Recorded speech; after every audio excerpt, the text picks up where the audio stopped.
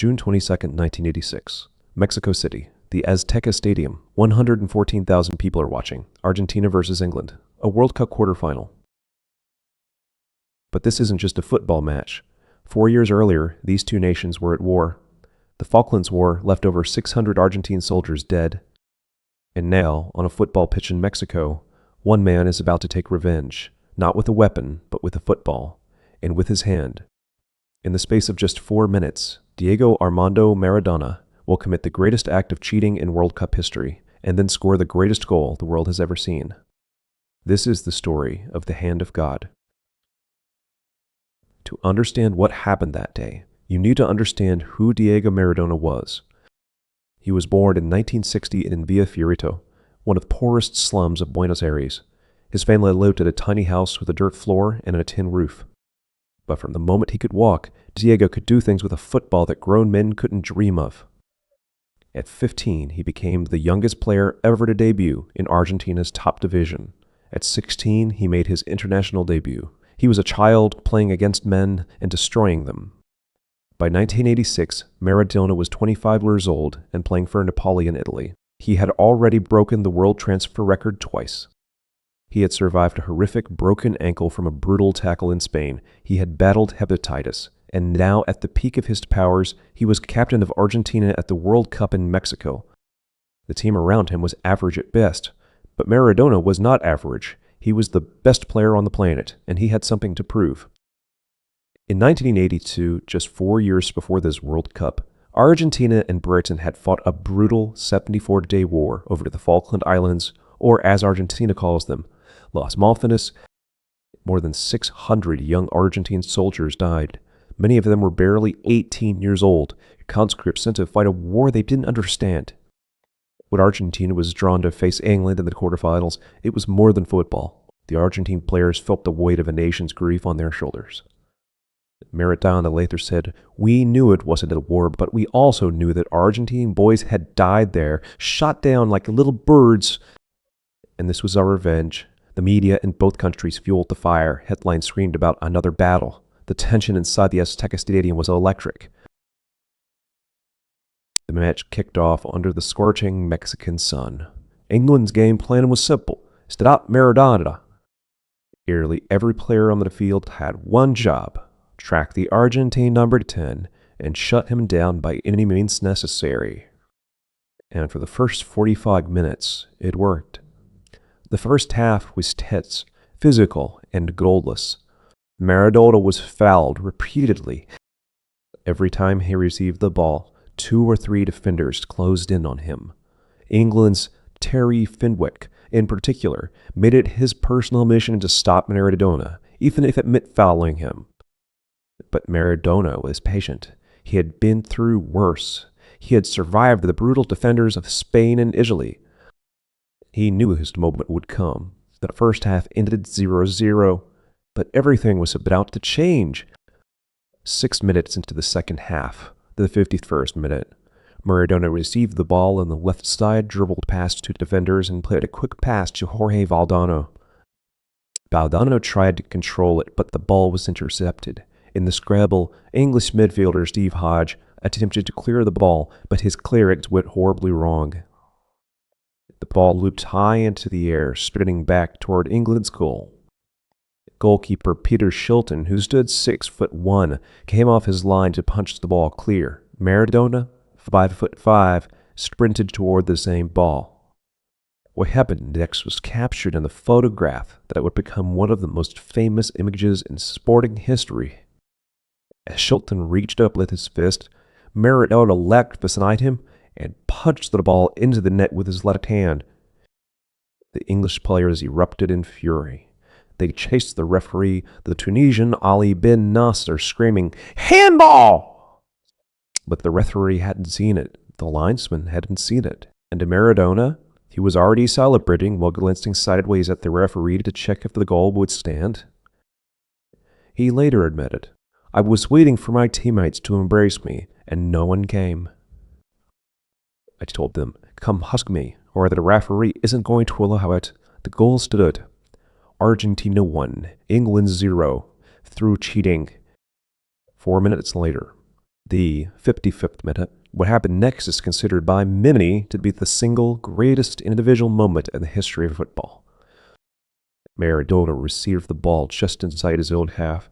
He turned, and then he ran. He accelerated past Peter Beardsley as if he wasn't there. Peter Reef lunged. Maradona glided past him. Terry Butcher came in hard. Maradona shifted the ball to his left, and Butcher grabbed only air. Terry Fenwick, the man who had been fouling him all game, threw himself at Maradona, but Diego was already gone. Now he was inside the penalty area. Only the goalkeeper remained. Peter Shilton came out to meet him, the same goalkeeper he had cheated just 4 minutes earlier. This time there would be no cheating. Maradona dragged the ball past Shilton with his left foot, waited for the goal to open up, and slotted the ball into the empty net. The Azteca erupted. Uruguayan commentator Victor Hugo Morales screamed through tears.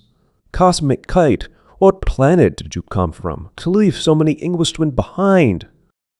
Thank you, God, for football, for Maradona, for these tears." It was voted the goal of the century by FIFA. It did happen just 4 minutes after the most controversial goal in history. Half angel, half devil. That was Diego Maradona. England refused to give up.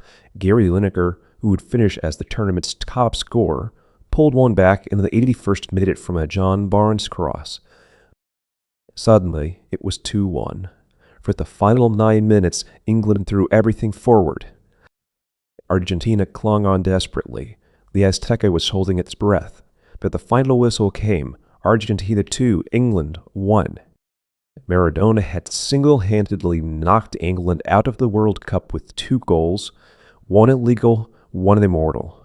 The English would never forgive the first. The world would never forget the second.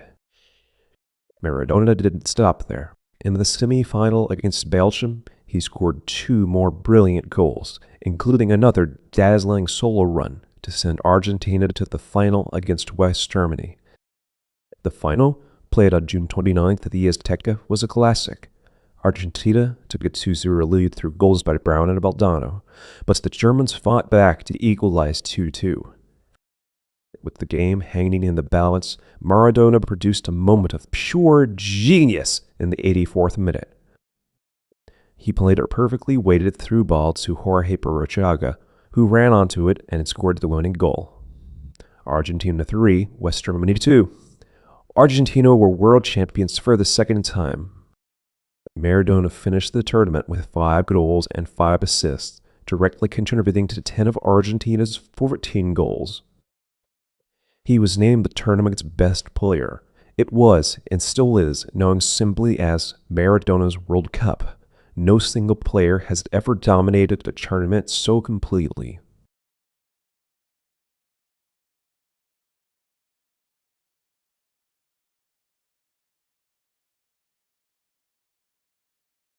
But the glory would not last. The same fire that made Maradona great also consumed him. He became addicted to cocaine. In 1991, he was banned from football for 15 months after testing positive for drugs. He led Argentina to the 1990 World Cup final in Italy, but they lost 1-0 to West Germany. At the 1994 World Cup, he was sent home in disgrace after failing another drug test. His career ended in controversy. His life was a constant battle with addiction and excess, but the summer of 1986 remained untouchable. Those 4 minutes against England, the hand of God and the goal of the century, became the defining moment of his life and of football itself. Peter Shilton, the goalkeeper Maradona cheated and then humiliated in the same game, never forgave him. He said, "He was the greatest player I ever faced, but he never apologized. That's what hurt the most."